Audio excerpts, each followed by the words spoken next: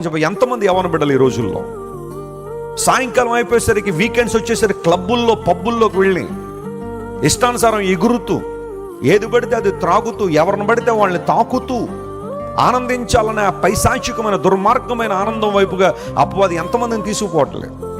సెలబ్రిటీల పిల్లలండి ఈ రోజుల్లో, రాజకీయవేత్తల పిల్లలు, సినిమా యాక్టర్ల పిల్లలు, సమాజాన్ని ఉద్ధరిస్తున్నామన్న పిల్లలందరూ కూడా సాయంకాలం క్లబ్బుల్లో కనబడుతున్నారు, పబ్బుల్లో కనబడుతున్నారు.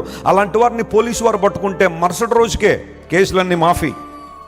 అప్పుడే వస్తాయి పేర్లు, మళ్ళీ వెంటనే వాళ్ళు లేరట అక్కడ. అది ఎవరినా పిచ్చోళ్ళు చేసేది నువ్వు, ఎవరినా మోసం చేసేది నువ్వు. రాజకీయవేత్తల కొడుకుల పేర్లు ఈ రోజుల్లో పేపర్లోకి వచ్చేసినాయి. పోక్సో ఆ కేసులు నమోదు చేశారు. ఈ రోజుల్లో బాగా సెలబ్రిటీలు ఎవరంటే బాగా నేరాలు చేసిన వాళ్ళు అన్నట్టుగా. వెస్ట్ బెంగాల్ ఎలక్షన్లు జరిగాయి, ఒక పార్టీ వారు విజయం సాధించారు.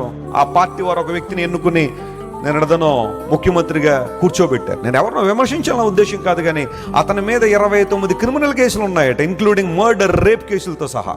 అలాంటి వాళ్ళు ఈ రోజుల్లో నాయకులు, దేశాన్ని నడిపించేవాళ్ళు, రాష్ట్రాలను నడిపించేవాళ్ళు. ఏమి నడిపిస్తారు, ఏమి నేర్పిస్తారు మనుషులకి?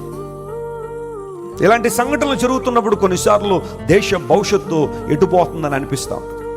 దేవుని బిడ్డగా మనం ప్రార్థన చేయాలి మన దేశం కోసం. మాదిరి కలిగిన వాళ్ళు, పరిశుద్ధత కలిగిన వారు, క్యారెక్టర్ కలిగిన వాళ్ళు నాయకులుగా ఉండాలనే ప్రార్థన చేయాలి దేవుని బిడ్డలుగా. చిన్నప్పటి నుంచే అపవాది అనేక మంది చిన్నపిల్లలను దారి తప్పించేస్తున్నాడు. మన పరిచర్యలో చిన్నపిల్లల పరిచర్య చాలా ప్రభావితంగా ఎందుకు జరిగిస్తామో తెలుసా?